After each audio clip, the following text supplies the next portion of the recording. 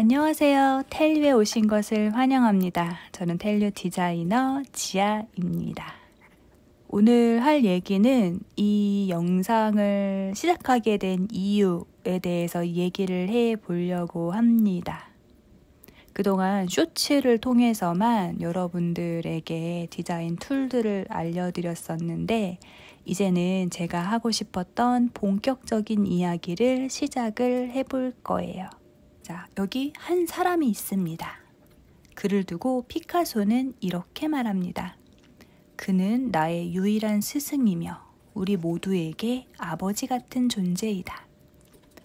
앙리 마티스는 이렇게 칭합니다. 회화의 신과 같은 존재라고. 과연 그는 누구일까요? 바로 폴 세잔이에요. 세상을 바꾼 세 개의 사과가 있어요.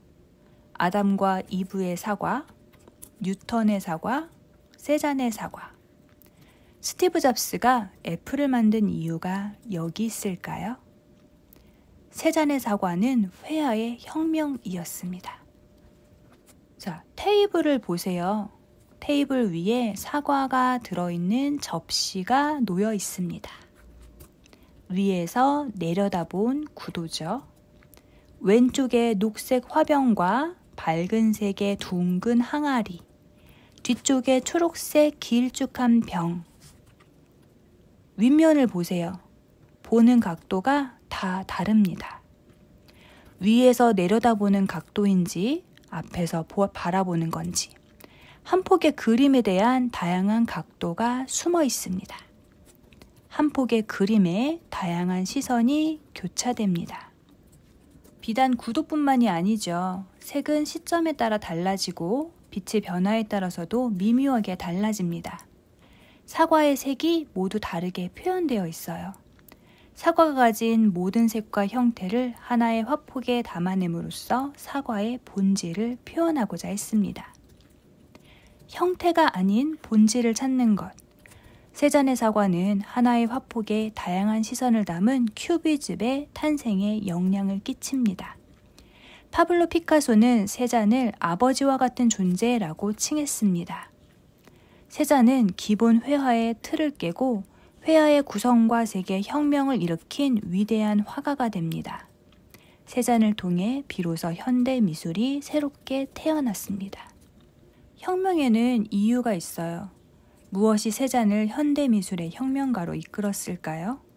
그 이면에는 카메라의 발명이 있었습니다. 현실 세계를 똑같이 찍어내는 사진, 보이는 대로 그리는 그림은 이제 무의미해졌습니다.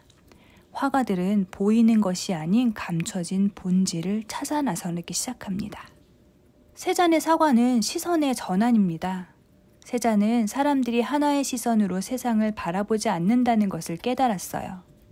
이전까지는 회화에서 원근법, 하나의 시선으로 그림을 그렸다면 세잔은 보는 시선의 각도에 따라 세상은 다르게 보인다는 것을 깨닫습니다.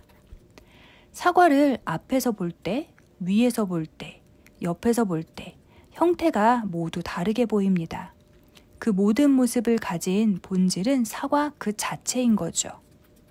세잔은 시선을 바꿔 보이는 대로 사물의 본질을 담기 위한 그림을 그리기 시작합니다. 다시 카메라의 발명으로 돌아와 볼게요. 보이는 대로 찍히는 신기한 사진. 사진이 처음 이 세상에 나타났을 때 사람들이 얼마나 놀랐을지 상상해 보면 너무 재밌습니다. 그 사진이 처음 나왔을 때 사진을 찍히면 영혼이 빠져나간다는 얘기를 듣고서 사진 찍기를 거부했다는 이야기도 들리잖아요. 그때 당시에 사람들의 그 공포, 신기함? 그런 게 조금 상상이 되는 것 같아요. 근데 이 사진을 생각을 해보면 어딘가 익숙한 상황인 것 같아요. 바로 오늘날 이미지 생성형 AI를 보는 것 같지 않나요? 스테이블 디퓨전, 미드저니, 달리, 어도비의 파이어플라이까지. 이제는 하나씩 나열하기도 힘들 정도의 수많은 생성 AI가 생겨났어요. 하루가 다르게 기술이 발전하고 디자이너, 창작자, 영상 편집자, 배우, 일러스트레이터, 너나 할 것 없이 앞으로의 상황이 걱정되기 시작합니다. 저 역시 마찬가지예요. 저는 디자인을 업으로 삼고 20년 넘는 시간 동안 이 일만 해왔습니다. 그리고 비전공자 취업준비생들을 위해서 디자인 선생님의 역할도 하고 있고요. 사실 이 일을 가장 많이 하고 있기도 해요. 전공자 또는 비전공자들 한 반에 20명 정도에서 10명 정도의 학생이 들어온다고 치면 전공한 학생들은 몇 명 안 되고 대부분이 다른 일을 하다가 온 학생들, 다른 일을 하다가 온 직장인들 대부분인데 이 비전공자들을 4개월 남짓한 시간 동안 디자인 교육을 해서 취업을 시키는 일을 많이 했습니다. 4개월 동안 프로그램 학습을 시키는 거죠. 여러분들 익숙한 교육과정이실 텐데 포토샵이나 일러스트레이터, 인디자인, HTML 이런 등등의 기본 툴 교육을 시켜서 취업할 수 있도록 도와주는 일을 합니다. 이 4개월이라는 시간은요, 진짜 짧은 시간이에요. 어떻게 보면 학교에서, 대학교에서 2년 또는 4년 동안 배워야 되는 거를 4개월에 압축해서 교육을 해야 되기 때문에 기본 툴을 익혀서 취업하기에도 벅찬 시간이죠. 더 많은 인사이트와 더 많은 지식 교육을 받고 취업을 하셔야 되는데 시간적으로 그러지 못하는 경우가 또 굉장히 많이 있습니다. 그래도 제가 가르쳤던 반 학생들은 대부분 80% 이상의 취업률을 보이고 있고요. 열심히 노력하셔서 좋은 결과물을 얻어서 디자인 현업에서 일하시는 분들이 꽤 많이 계세요. 오프라인에서 교육했던 학생들이 한 2,000명 정도 세보니까 되는 것 같더라고요. 제가 운영하는 그 교육 카페가 있는데 거기에 인원수가 한 2,000명 정도 되는 것 같아요. 어딘가에서 멋지게 일하고 있을 그들. 이 변혁의 시대에 자신의 디자인업을 지키면서 살아갈 수 있도록 그 친구들을 생각하면서 이 영상을 좀 찍으려고 생각을 했습니다. 제 목소리를 듣고 제가 누군지 떠오르신다면 그때 그 선생님이 아직도 여러분들을 기억하고 있다고 떠올려주기를 바라는 마음도 좀 내심 있고요. 제가 생각하는 건 그래요. 인공지능을 이용을 해야 됩니다. 지금 이 변화하는 시기에 우리가 카메라가 나왔는데 카메라가 나의 영혼을 뺏어간다고 믿고 카메라를 배척하는 것이 아니라 이미 나와 있는 인공지능 AI들, 이미지 생성 AI들 많이 써보셨을 거예요. 이런 이미지 생성 AI들을 적극적으로 이용하는 한편 그들에게 내가 어떤 일을 시킬 것인가. 인공지능에게 텍스트를 입력을 해서 그 텍스트가 이미지도 만들어주고 글도 써주고 영상도 만들어주죠. 바로 얼마 전에 오픈 AI에서 영상 AI 소라를 발표를 했어요. 아직 상용화되진 않았지만 크리에이터들, 전문가들이 써보고 상용화 시킨다고 하죠. 이미 현실이 되었습니다. 하루가 달라요. 작년 다르고 올해 다르고 어제 다르고 오늘 다릅니다.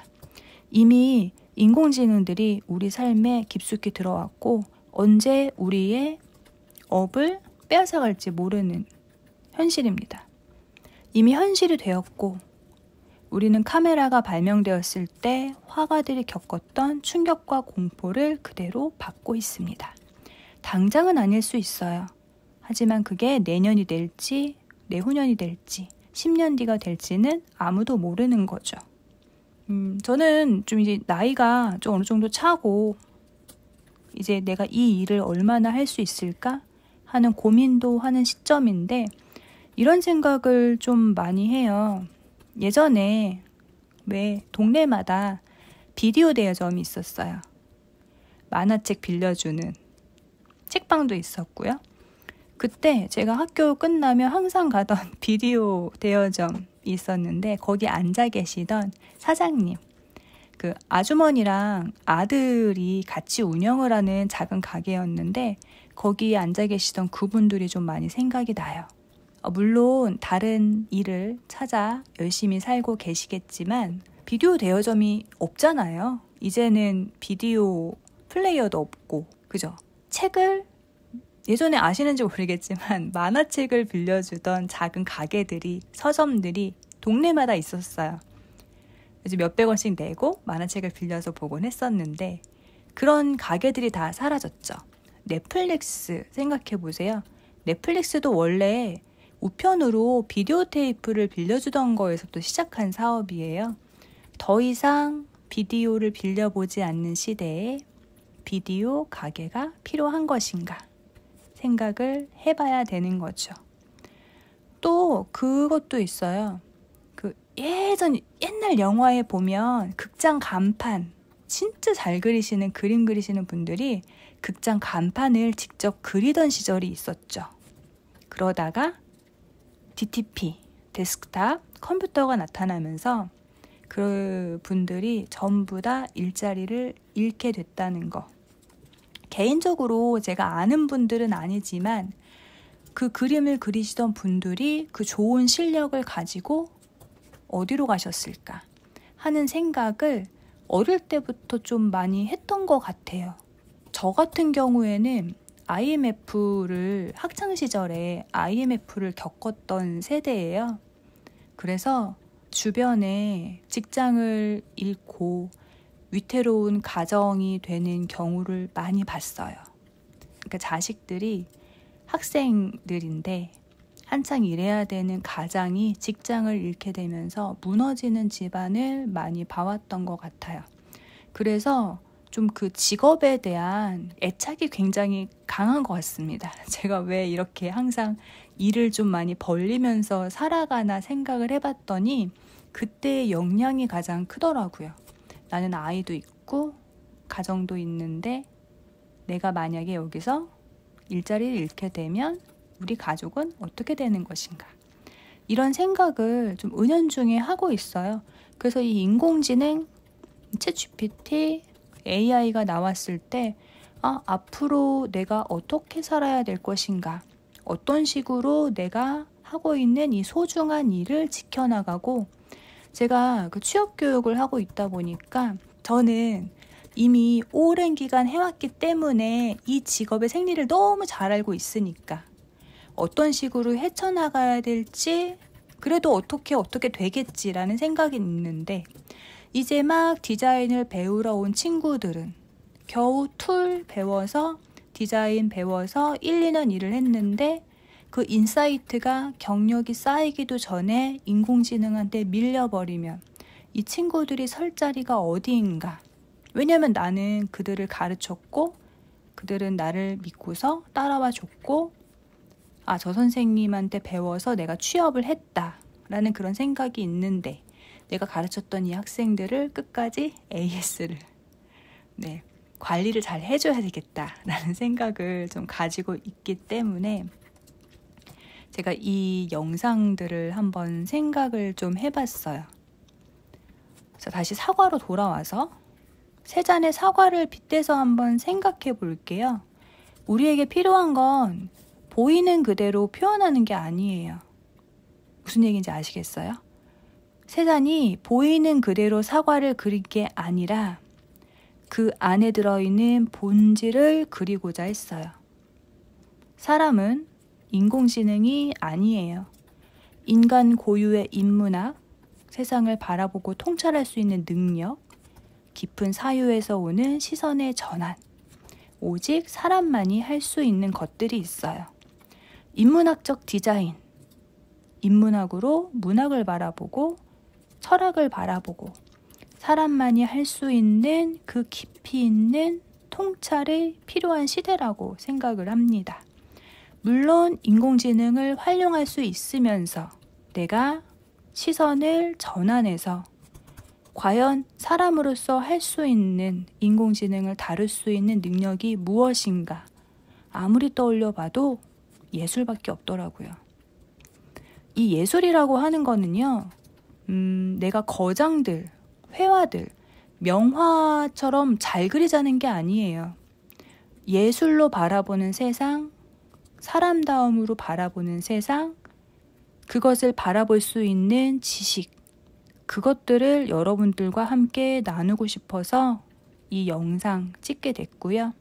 제가 갖고 있는 작은 인사이트와 그동안 쌓아왔던 디자인 지식들, 이 채널을 통해서 여러분들과 함께 풀어보려고 합니다. 최대한 지루하지 않았으면 좋겠는데 제가 좋아하는 것들이 좀 여러분들한테 취향에 맞을런지는 모르겠지만 최대한 쉽고 간결하게 일을 하면서 또는 세상을 살아가면서 도움이 될 만한 그런 이야기들, 여러분들의 삶에 작게나마 도움이 될 수 있기를 바라봅니다. 네, 이번 영상은 여기서 마치도록 하겠습니다.